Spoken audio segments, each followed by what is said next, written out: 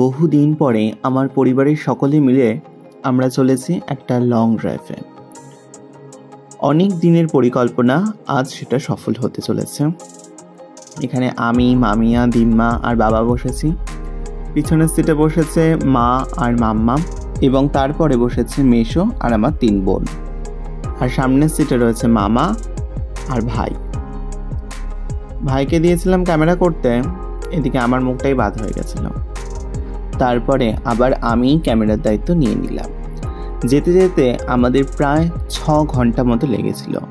সকাল 7টায় আমরা গাড়ি ছেড়েছি এবং প্রায় 1:30টা নাগাদ আমরা রূপনারায়ণপুর পৌঁছেছি। মাঝখানে যদিও পানাগড় এবং শক্তিগড়ে নেমেছিলাম। চলে এলাম আমরা ফার্স্ট টোল ট্যাক্সে। টোল গেট পার করে আবার গাড়ি চলতে আরম্ভ করলো। কি সুন্দর দুদিকের রাস্তাটা দেখুন। আমি বহু বছর পর আবার এই রাস্তা দিয়ে যাচ্ছি।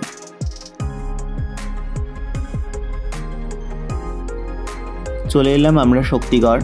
প্রত্যেকবারের মতো এবারেও আমরা আদি ল্যাংচা ভুবনেই নেমেছিলাম এবং এখান থেকে আমরা ঝালমুড়ি এবং মিষ্টি ফিষ্টি কিনে আমরা একটু ফ্রেশ হয়ে নিলাম। আমাদের বাড়ির মিষ্টিগুলো এখন আর নিলাম না, রাত্রে যখন ব্যাক করব তখন সেই মিষ্টিগুলো নিয়ে নেব।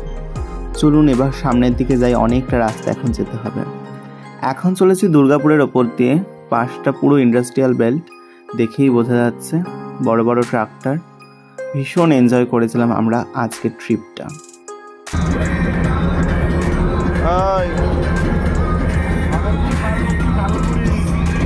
এইভাবেই মজা করতে করতে আমরা পৌঁছে গেলাম মায়ের মামার বাড়ি।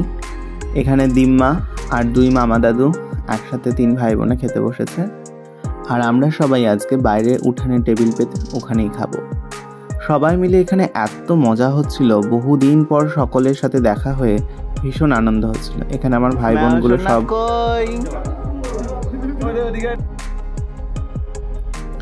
আর এইদিকে বাবা, মেশো আর আমাদের যে ড্রাইভার মামা ছিল তারা সবাই খেতে বসে গেছে। এইখানে সমস্ত খাওয়া দাওয়ার আয়োজন করা হয়েছে, এখানেই রাখা হয়েছিল। এইভাবে আমি আর ব্লগ নিতে পারিনি। আমরা ওখানে গিয়ে গল্পে এত মত্ত ছিলাম, ভীষণ আনন্দ করেছি, তার সাথে ঘুমিয়েও পড়েছিলাম আছে কিছুটা। 6:05 পুরো গাড়ি ছেড়েছে আর আমরা এখন চলেছি রানীগঞ্জের ওপর দিয়ে। রাস্তাগুলো সকালবেলা যখন গেছিলাম তখন একরকম ছিল, আর এখন দুদিক দিয়ে লাইট জ্বলছে, এত সুন্দর লাগছে দেখতে। সত্যিই দারুণ দারুণ। গাড়ির ভেতরটা একটু আপনাদেরকে দেখাই।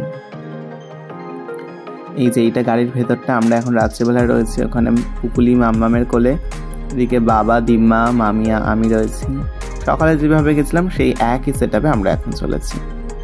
সামনের রাস্তাটা দেখুন কি সুন্দর লাগছে। এটা হচ্ছে দুর্গাপুরের ওপর দিয়ে যাচ্ছি। প্রায় 1:30-2টো নাগাদ আমরা বাড়ি পৌঁছালাম। এভাবেই আজকের দিনটা খুব সুন্দরভাবে একটা ফ্যামিলি টাইম কাটালাম। ধন্যবাদ সকলকে, দেখা হচ্ছে খুব শীঘ্রই।